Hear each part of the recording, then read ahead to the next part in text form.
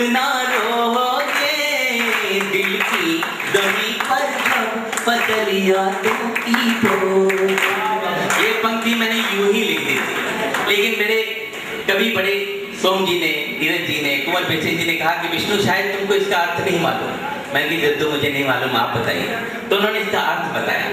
उन्होंने कहा कि गीता के श्लोक का एक अनुवाद हो गया है इसमें, कोई प्यार करोगे उतना रोगे,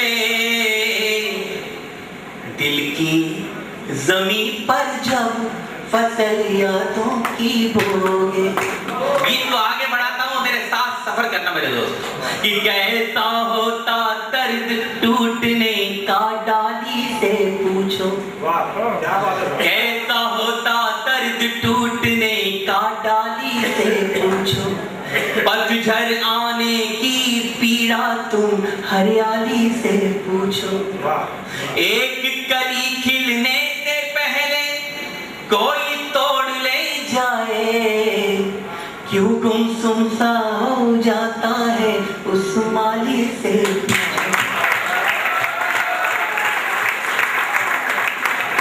पूरी जिंदगी की फिलॉसफी एक पंक्ति में बताता हूं, अपने जीवन में उतार के देखेगा कि पा जाओगे सब कुछ खुद को, पा जाओगे सब कुछ खुद को जितना खोगे, दिल की गमी पर जब पतलिया टूटी हो, जिसको जितना प्यार करोगे उतना रोगे, दिल की गमी पर जब पतलिया टूटी हो।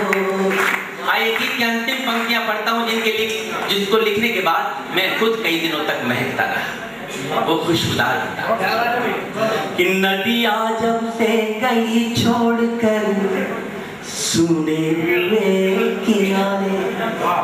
उज्जैन के बहुत छोटे से शायर है रमेश सोच साहब, शेर उनका बहुत बड़ा है, सुना इसलिए रहा हूं कि मेरे गीत से जुड़ा हुआ है। अगर शेर बहुत अच्छा हो गया हो तो तालियां उनके खाते में डालिएगा, मैं पढ़ता हूं कि नया पाने की चाहत में पुराना छूट जाता है, नया पाने की चाहत में पुराना छूट जाता है, तुझे अपनाऊं तो मुझसे जमाना रूठ जाता है।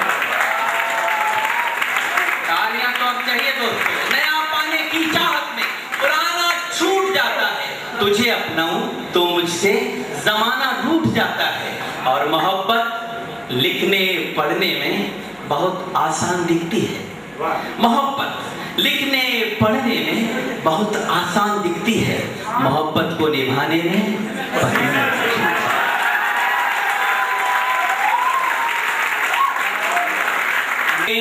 स्वर्ग जिस दिन से टूट गए एक तारे, जब तक नील गगन में रहते चमक नहीं खोते हैं, जाने कहां चले जाते हैं टूटे हुए सितारे।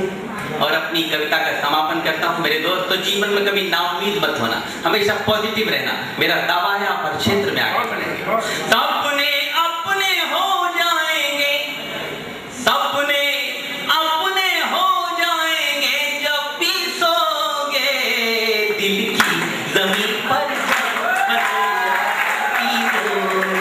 एक बार सभी लोग हाथ ऊपर करके रिदम से तालियां बजाइए। दिल की जमीन पर जब पतलिया की हो, जिसको जितना प्यार करोगे उतना रोगे, दिल की जमीन पर जब पतलिया की हो, पतलिया की हो,